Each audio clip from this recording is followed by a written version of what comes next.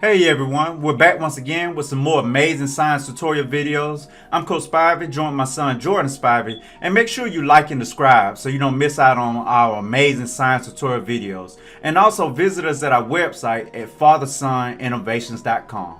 So let's go ahead and get started in our video for today. And our video for today is the metric conversion system. So let's get started. So our metric conversion system is a decimalized system of measurement to measure certain characteristics of objects such as length, volume, and mass. And France was the first country to adopt the metric system, which was done in 1799. It is now the basic system of measurement in almost every country in the world except for the good old United States. And the base units of the metric system are liter, gram, and meter. Now let's take a closer look at this chart. And this chart looks at three different measurements. It looks at length or distance, weight and or mass, and also volume. And it shows you some of the metric conversions for each one of these. So let's take a look at length. So 1 kilometer is equal to 1,000 meters. 1 kilogram is equal to 1,000 grams. And then 1 kiloliter is equal to 1,000 liters. And likewise, if we take a look at this, and vice versa, 1 meter is equal to 0.001 kilometers and 1 gram is equal to 0.001 kilograms. And we'll continue to go over this and help make better understanding of how those conversions are made in this chart in the following slides. It is important to know that the units of the metric system are multiplied or divided by units of the power of 10. And the prefixes for the metric system also represent numbers. So kilo stands for 1,000, while hecto stands for 100, and deca stands for 10. And then we also have base, deci, centi, and milli, and they are prefixes used to determine the powers of 10 for each unit. And they can best be remembered by either of the following statements. And the one that people are most used to is, King Henry died by drinking chocolate milk. Now I had a group of students a couple years back, and the one that they used to help them remember the prefixes was King Henry died by don't call me. So by using either one of those, it can help you remember those prefixes and the order that they go in. So now let's take a look at those powers of 10 that I talked about on the previous slide. And if you notice, kilo stands for 1,000, while hecto stands for 100. And deca stands for 10, and this makes a lot of sense because if you think of a decade, that is actually 10 years. And then base stands for 1, deci is 0.1, centi is 0.01, and then milli is 0.001. And so there's a certain pattern going on here as you go up and down the list. And I'll give you about 5 seconds or so to see if you can figure out that pattern. And I'll call on you shortly. So now let's look at how the metric system is used. And the metric system converts in units of 10. And there are two ways most commonly used to convert, and they are the stepladder and scientific notation. And it's important to know that with the stepladder, that going up the ladder moves your decimal point to the left, while going down the ladder moves your decimal point to the right. And I'll show you more of this as we go on to the next slides. But I want you to know each one of these methods, because each one of these methods can help you to convert when using the metric system.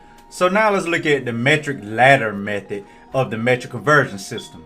And if you notice, as we go down the stairs, going from kilo, hecto, deca, and all the way down to milli, that if we're converting to the smaller unit, we move our decimal point to the right or multiply.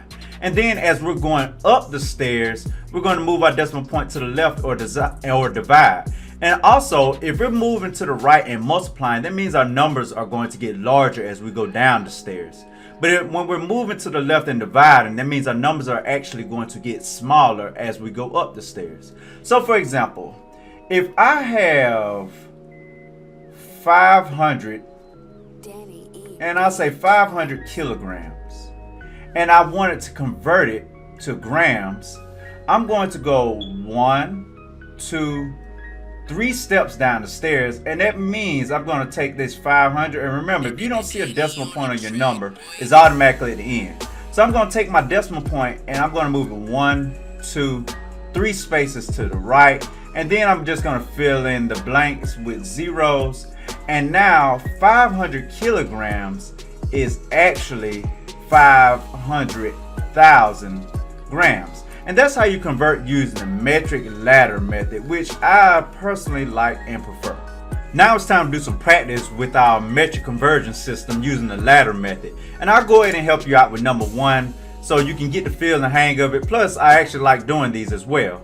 So now, number one says 235 centiliters are going to be converted to decaliters. So first we locate where centiliters are, and then we also locate where decaliters are. Now the way I know it's decaliters is because deca is always going to be capitalized. So that's how you can tell between deca and deci.